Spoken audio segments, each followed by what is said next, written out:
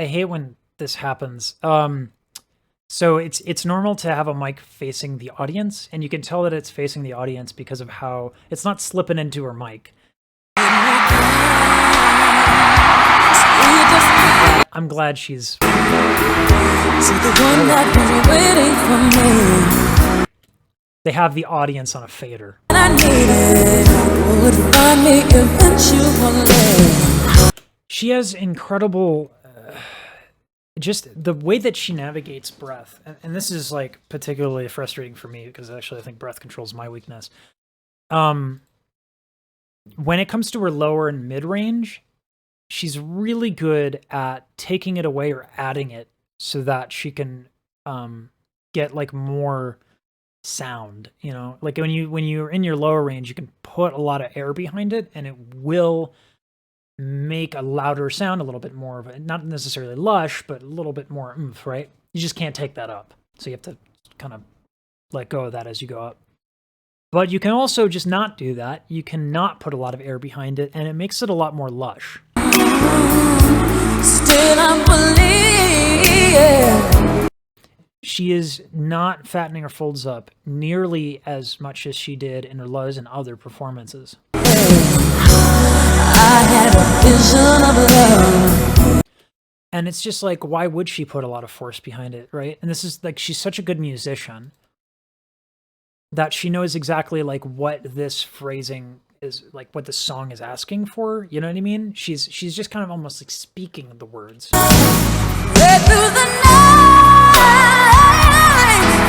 So the reason I'm shaking my head is that, so listen to this E vowel and how like it's just basically straight up almost classical, right?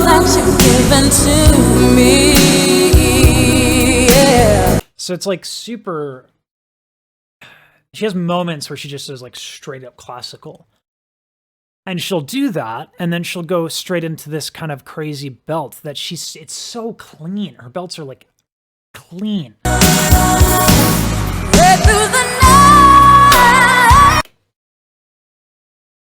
I'm trying to explain like what it sounds like when someone doesn't hit a clean belt. Hold on, let me see what else she's got here. So what she's doing on the tail end of that's sort of like reachy sound, it's fine because she's going up and down on a run there, so she doesn't like have to sustain it. So that little bit of false fold contraction, I think it's intentional in the run because it gives a little bit like kind of a grit to the sound. But people struggle not to do that. Just period. People struggle not to have their false folds contracted to get a gritty sound when they're belting. And this doesn't sound, these belts, at least this one, does not sound gritty in any capacity. It's so crisp. Right? The difference between the two. The latter is what you hear almost exclusively. Like a lot of people try to make the belt as powerful as it can be. It's already powerful. Like, I don't know. It's just her way of having like 50 different tones of belt on the same note is like Herculean.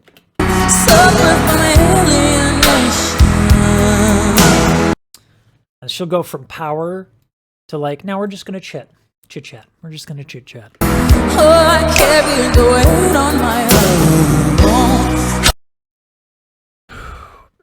Okay, so watch this run, right?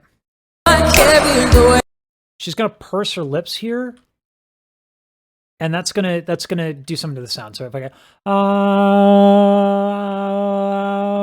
right, and then she droops her soft palate a little bit, which is right. So it's the soft palate and the vowels become a little bit more neutral.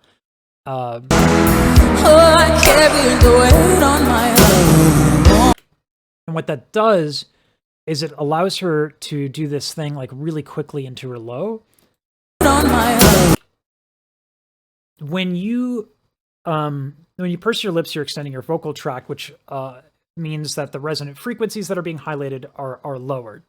Said simply and uncontrived, a cello has a bigger body than a violin, and therefore is like has bigger lower notes, has a more lower tones, right? A violin cannot resonate at the same frequencies that a cello can, right? You just lower notes are bigger. Literally, lower waves are larger, right? So when you extend your vocal tract, you make room for waves, literal waves, little frequencies that are larger because you're making your instrument longer and larger. Add to that what's called the proximity effect, which is when you get close up to the microphone. So this is the proximity effect. See how that low note becomes very powerful when I'm going towards the microphone. So she's going to combine these two. Not only that, watch when the mic gets into the point where it's like she's eating it, right? It's not until the very last moment that she switches the mic placement. Watch her mic technique here. Right? And the second she goes up, boom, a little bit away from the mouth. I mean, it's enough that she has all of these like tricks and all of these really cool things that she does vocally. But it's like it just blows my mind. Her mic technique is also on that level.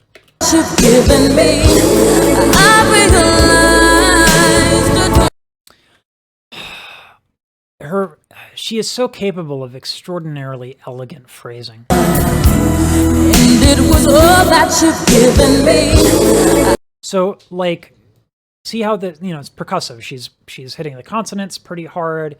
She's not trying to give this legato thing. She's trying to like give a little sass, right? And it was all that you've given me. Very, very focused on the rhythm there. Very focused on the syllables and the consonants. And then this really long, smooth legato phrase.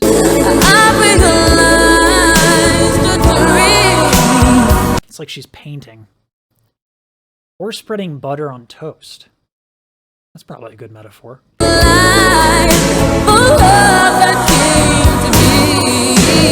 What's also important, and this is where so many singers screw up so badly, they take legato and they are like, okay, that means I should slow down and enjoy myself.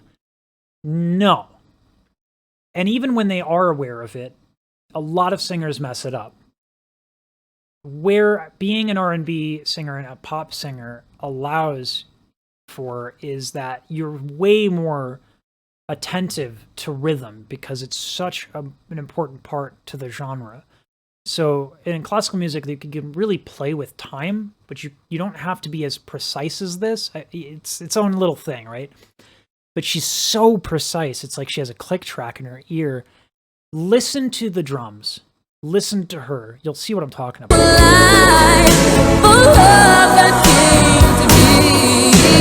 Every consonant is on a drum hit.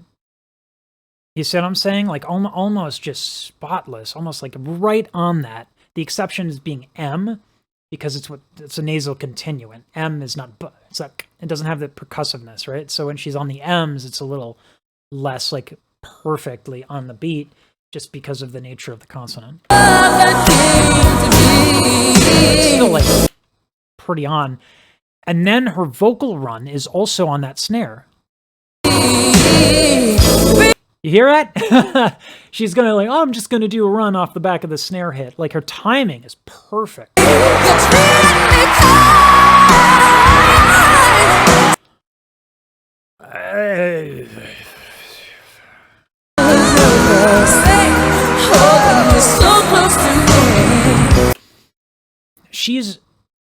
I get the impression Mariah Carey has she's very confident and doesn't have her ego wrapped up in this. And the reason why I say that is every time I listen to her singing with backup singers or singing with choirs, is that her vowels will match who she's singing with, which is blending. That's what that's called. And what blending allows you to do, it allows you to have a more of a uniform sound where you can't kind of pick one singer out of the other. It's more like cohesive, right? Choir's big on blending.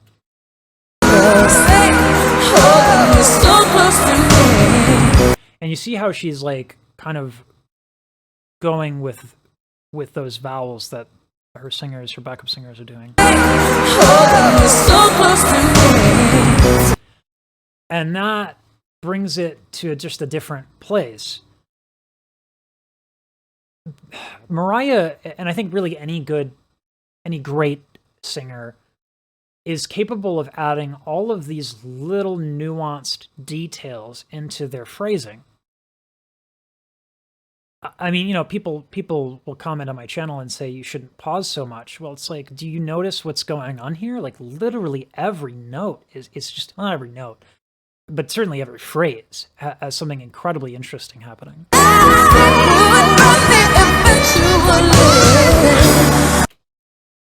This is another thing that she's exceptionally good at. This belt cannot go higher. This specific approach, obviously she can go higher, but this specific phrase, she can't. Why? It's because she's putting as much vocal weight, the thickness of the folds, as is feasible for this particular note. She's so good at that. Just a lot of people train, when they train their singing, they try to kind of stay at almost like a very consistent vocal fold thickness, because it'll allow them to predictably go up and down no matter what the phrase is. But the problem with that is then you are singing kind of every phrase with the same vocal weight, right? With the same thickness of the folds. That's not what Mariah does. Mariah will go phrase by phrase and do what she wants. So when she hits this note, there's way more oomph to that. Contrast to this moment here, where she's walking away and hits this lovely little crazy belt, right? Watch how clean this is in comparison.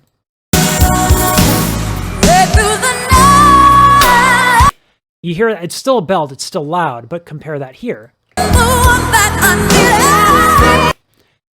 There is just, the folds are thicker.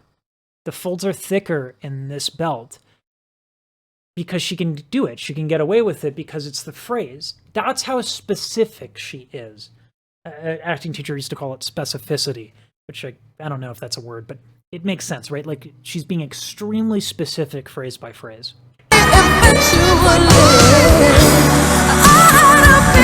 Another example of like a cleaner, higher belt that can go up higher. What note is that? That's just silly.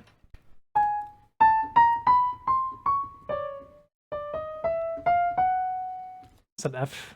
I don't even know.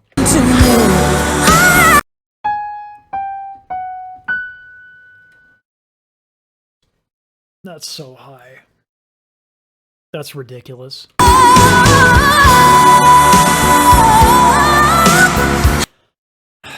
Let's talk about why high notes are hard. Like, why they're actually difficult. Because I think people are just like, oh, they're hard. She hits a high note. That's cool. High notes are difficult because they require so little air. Your inhale has to be tiny, basically. You can't have a lot of torso tension, because that tension, it's like fill a balloon with air and then grab it. That's the equivalent of torso tension. The exhale becomes too much if you have a lot of torso tension. On top of that, if you're hitting this high of a note, your rib cage has to expand. You have to use what are called the intercostal muscles. And all of this is to say, all of this is to achieve the goal of not using a lot of air. The second part of it that gets complicated is the tilts that you have available. This is a belt, so she's tilting her cricoid cartilage. I wonder if we could actually get a shot of her ribs. Hard to see. I don't know. It's hard to see, but it's incredible.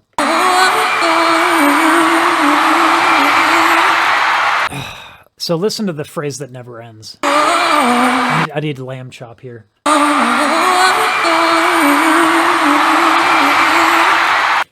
The reason why that phrase is so long is because as she's singing, her exhale is so well managed that there's not a lot of air.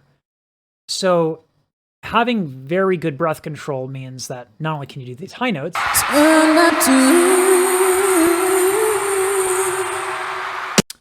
that's actually really interesting. The scale that she used is one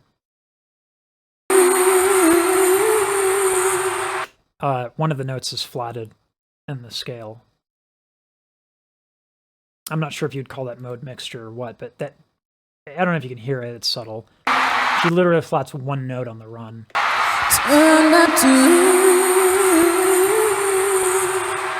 It's almost like it's like almost like a Phrygian.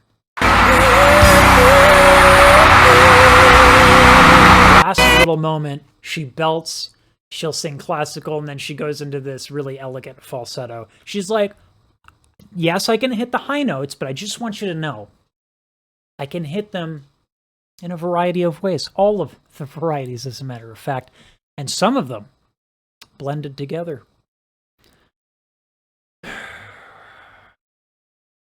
If my voice were like a guitar, I'd throw it in the fire and just walk away right now.